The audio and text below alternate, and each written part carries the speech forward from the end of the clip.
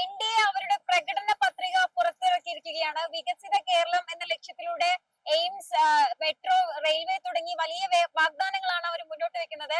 കേരളത്തിലെ ജനങ്ങൾ ഈ വാഗ്ദാനങ്ങളെ എങ്ങനെയാണ് നോക്കിക്കാണുന്നത്? നമുക്ക് അവരുടെ അഭിപ്രായങ്ങൾ ചോദിച്ചറിയാം. ചേട്ടാ, എൻഡിഎയുടെ പ്രകടന പത്രിക കണ്ടില്ലേ? ഇതില് ഏത് വന്നാലും കൂടുതൽ നന്നാവുക? എയിംസ് വന്നു കഴിഞ്ഞാൽ കൂടുതലായിട്ട് നല്ലതാണെന്ന് തോന്നുന്നു. ദേവസ്വം ബോർഡ് പുനഃസംഘടിപ്പിക്കുക ഏറ്റവും അത്യാവശ്യമുള്ള കാര്യം. സ്വർണ്ണക്കൊല CBI ഏറ്റവും ഫസ്റ്റിൽ ചെയ്യേണ്ട ഒരു കാര്യമാണിത്. ആക്ച്വലി ഇതിനകത്തുള്ള എല്ലാ കാര്യങ്ങളും നമുക്ക് ആവശ്യമുള്ളതാണ്.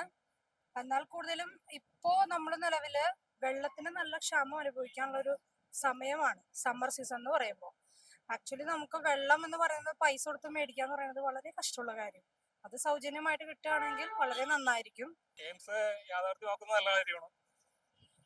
ദേവസ്വം ബോർഡുകൾ പുനഃസംഘടിപ്പിക്കുന്ന ശബരിമല സ്വർണ്ണക്കൊല CBI അന്വേഷിക്കുന്ന നല്ലതാണ്. ഏറ്റവും കൂടുതൽ പ്രയോജനം കിട്ടുന്നത് നിർധന കുടുംബങ്ങൾക്ക് 2 LPG ഗ്യാസ് സൗജന്യമായിട്ട് നൽകുന്നുണ്ടല്ലോ. എയിംസ് യാഥാർത്ഥ്യമാണ്.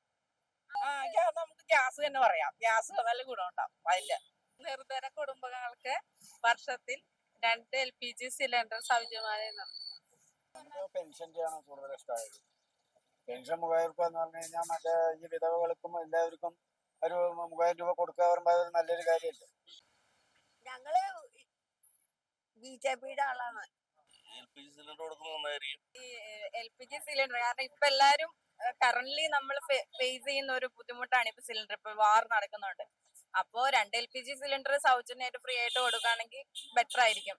മെട്രോ റെയിൽ വന്നാൽ കുറച്ച് ഗുണമുണ്ട്. തിരുവനന്തപുരം കണ്ണൂർ അതിവേഗ റെയിൽ ഓരോ വീടിനും പ്രതിമാസം 20,000 ലിറ്റർ സൗജന്യ കുടിവെള്ളം. വികസിത കേരളത്തെ സംബന്ധിച്ചിടത്തോളം ഇത്രയും ഇത് വരുന്നത് ഏറ്റവും നല്ലതായിരിക്കും. ഇപ്പോഴത്തെ നിലവിലാണെങ്കിൽ നമുക്ക് LPG സിലിണ്ടറിന്റെ യുദ്ധത്തിന്റെ അടിസ്ഥാനത്തിൽ നമുക്കിപ്പോ അതും ലഭ്യമാവുന്നില്ല മര്യാദക്ക്. അപ്പൊ അതിൻ്റെതായ LPG ഗ്യാസ് ഇല്ലാത്തതുകൊണ്ട് തന്നെ പല കാര്യങ്ങൾക്കും റേറ്റ് കൂടുന്നു. പുറത്തുനിന്ന് ഫുഡ് ഇല്ല, നമുക്ക് വീടുകളിൽ തന്നെ ഉണ്ടാക്കാനുള്ള ഇതില്ല. ബുക്ക് ചെയ്താൽ 15ഉം 20 ദിവസം കഴിഞ്ഞിട്ടൊക്കെയാണ് അത് ബുക്കിംഗ് ആവണതും കിട്ടുന്നതൊക്കെ. അത് രണ്ടും ഒന്ന് അതിവേഗമൊക്കെ നടന്നു കഴിഞ്ഞാൽ വളരെ നന്നായിരിക്കും. എല്ലാം ആവശ്യമുള്ളതാണ്, എന്നാൽ കൂടിയും ഇത് രണ്ടും വളരെ ഇമ്പോർട്ടന്റ് ആണെന്ന് എനിക്ക് തോന്നുന്നു. അതെ, ഒന്നും തന്നെ മോശം പറയാനായിട്ടില്ല ഇതിനകത്ത്. പെൻഷനും നിർധന കുടുംബങ്ങളുള്ള LPG ഗ്യാസും അതാണ് ഇവര് പ്രകടന പത്രികയിൽ തന്നേക്കണേൽ ഞാൻ മനസ്സിലാക്കിയിടത്തോളം ഏറ്റവും ഗുണകരമായിട്ടുള്ളത്.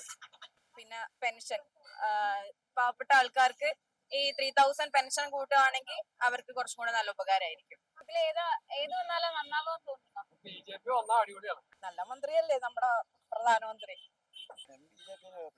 കാരണം എന്നാലും ഇതൊക്കെ നടക്കൂ. LDF വരണ്ടെന്നാണ് പ്രാവശ്യം.